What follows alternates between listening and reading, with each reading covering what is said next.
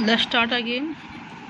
Okay, अभी हमने पढ़ा था इकोनॉमिक्स की ओरिजिन के बारे में, सेंट्रल प्रॉब्लम के बारे में और उसके फादर के बारे में।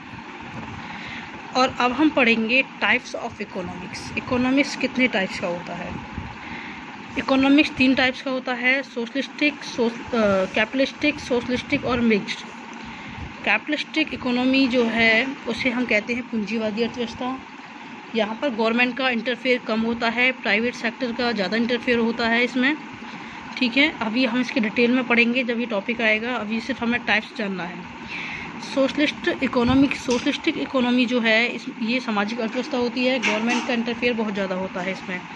थर्ड है मिक्स इन इकोनॉमी में गवर्नमेंट यानी प्राइवेट सेक्टर, गवर्नमेंट सेक्टर और प्राइवेट सेक्टर दोनों होते हैं। ठीक है, कैपिटलिस्टिक इकोनॉमी जो होती है इसका जो मेन मोटिव होता है वो होता है प्रॉफिट अर्न करना, सोशल वेलफेयर को इग्नोर करता है ये।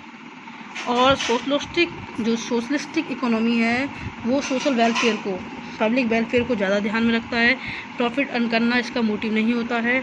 और मिक्स इकोनॉमी प्रॉफिट अर्न करना भी होता है और लोगों की भलाई करना भी। अब कुछ पॉइंट्स हैं जो हम पढ़ लेते हैं, कुछ डेफिनेशंस हैं। तो पहला है कंज्यूमर, ये हमें पता होना चाहिए। कंज्यूमर होता है उपभोक्ता। कंज्यूमर वो व्यक्ति होता है जो वस्तुओं और सेवाओं का, गुड्स और सर्विसेज का उपभोग करता है, कंजप्शन करता है। ठीक है, प्रोड्यूसर गुड्स और सर्विसेज बनाता है, उस गुड्स और सर्विसेज का कंजप्शन करने वाला व्यक्ति, उनको कंज्यूम करने वाला, उपभोग करने वाला, यूज करने वाला व्यक्ति कंज्यूमर होता है। ठीक है, सेकंड है कंजप्शन, उपभोग। कंजप्शन क्या है? एक प्रोसेस है। Consumption is the process of using up utility value of goods and services for the direct satisfaction of our wants. Consumption का मीन होता है कंज्यूमर अपनी वांट्स को, अपनी इच्छाओं को पूरा करने के लिए वस्तुओं और सर्विसेज का जिस तरह से यूज करता है, ठीक है, वस्तु सर्विसेज का जो यूज करता है उस प्रोसेस को, उस सारी प्रक्रिया को उपभोग कहा जाता है। उपभोक्ता के द्वारा वस्तुओं और सर्विसेज को यूज करके अपनी इच्छा को सेटिस्फाई करने की जो प्रक्रिया है that is consumption. Third producer. Producer आप जानते होंगे, उत्पादक, गुड्स और सर्विसेज बनाने वाला जो व्यक्ति गुड्स और सर्विसेज का निर्माण करता है इनकम कमाने के लिए, वो आपका प्रोड्यूसर होता है।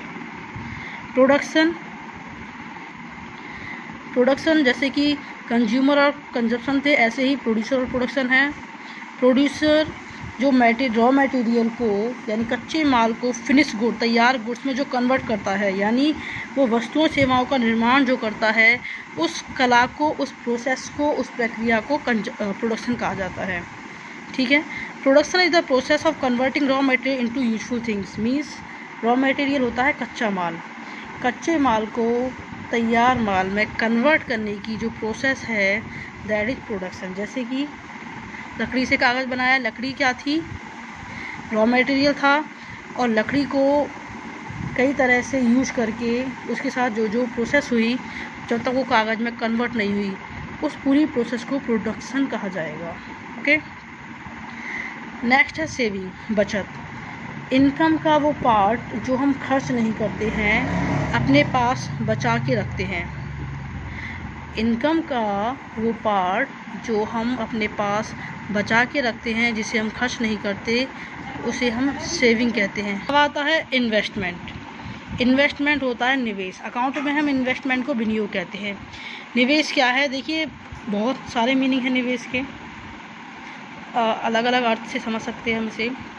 सिंपली अगर हम समझते हैं तो इन्वेस्टमेंट क्या है? ये एक तरह का खर्चा होता है जो प्रोड्यूसर, इन्वेस्टमेंट क्या है? ये एक एक्सपेंडिचर है जो कि हमारी असेट्स को बढ़ाने के लिए किया जाता है, जिससे हम इनकम जनरेट कर सकें। Investment is expenditure by the producer on the purchase of such assets which help to generate income। Means income generate करने के लिए प्रोड्यूसर जो खर्चा करता है दैट इज इन्वेस्टमेंट। ठीक है,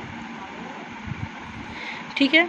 तो जैसे कि उन्होंने किसी प्रोड्यूसर ने एक मशीन परचेज की, मशीन ख़रीदी उन्होंने, और मशीन ख़रीदने के बाद उसका प्रोडक्शन में यूज किया, तो उस मशीन ने हेल्प की बढ़ाने में, पैसे बढ़ाने में, तो ये आपका इन्वेस्टमेंट कहलाएगा। Okay, investment is clear to you. ज़रूरी नहीं है कि प्रोड्यूसर ही इन्वेस्ट करे।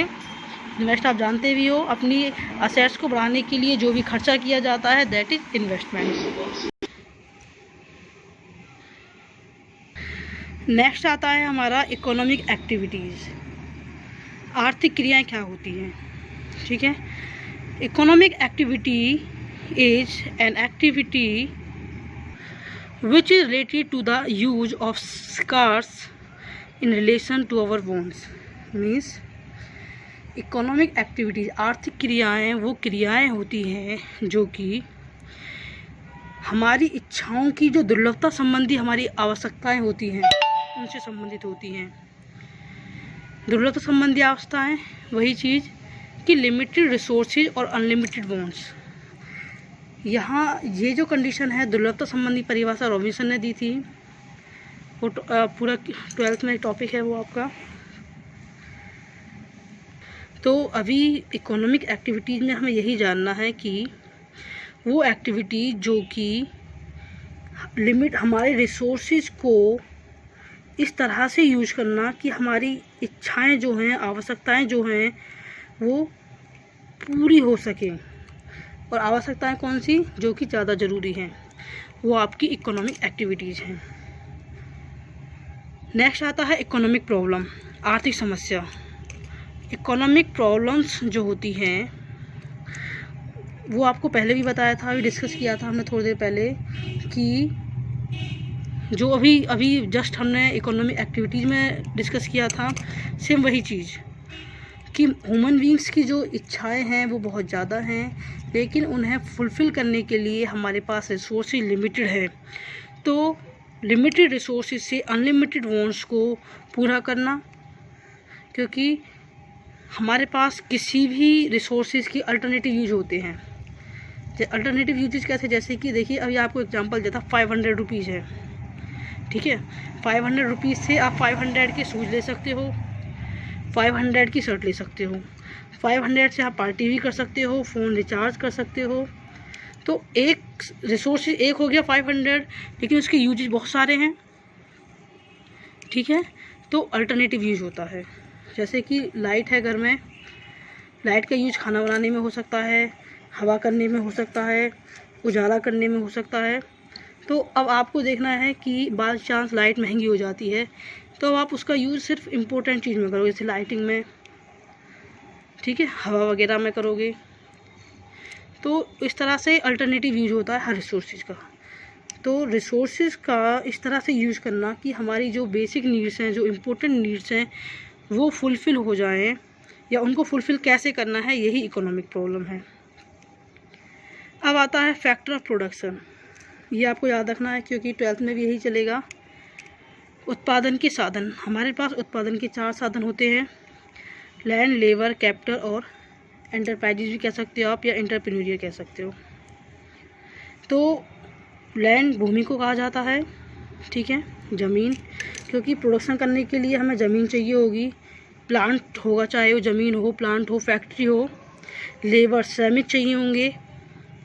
कैपिटल, पैसे की नीड होगी, कैपिटल में सिर्फ पैसा ही नहीं, मशीनरी भी हम यूज करते हैं, ठीक है, क्योंकि उससे रॉ मटेरियल वगैरह ख़रीदा जाता है। इस तरह से पूंजी, जो मशीन ख़रीदने के लिए, रॉ मटेरियल ख़रीदने के लिए, ठीक है। और एंटरप्राइजेज, उद्यम जिसको कहा जाता है, यानी इंस्ट्रक्ट करने वाला, जो लाभ जिसका मोटिव होता है, काम को किस तरह करना है, ठीक है, ओनर वगैरह आ जाते हैं इस कैटेगरी में। तो भूमि को यूज करने के लिए हमें रेंट देना होता है। ये जो था चारों आपके, ये थे फैक्टर ऑफ प्रोडक्शन। अब ये जो है रेंट, वेजेस, इंटरेस्ट, प्रॉफिट, ये है इनकम।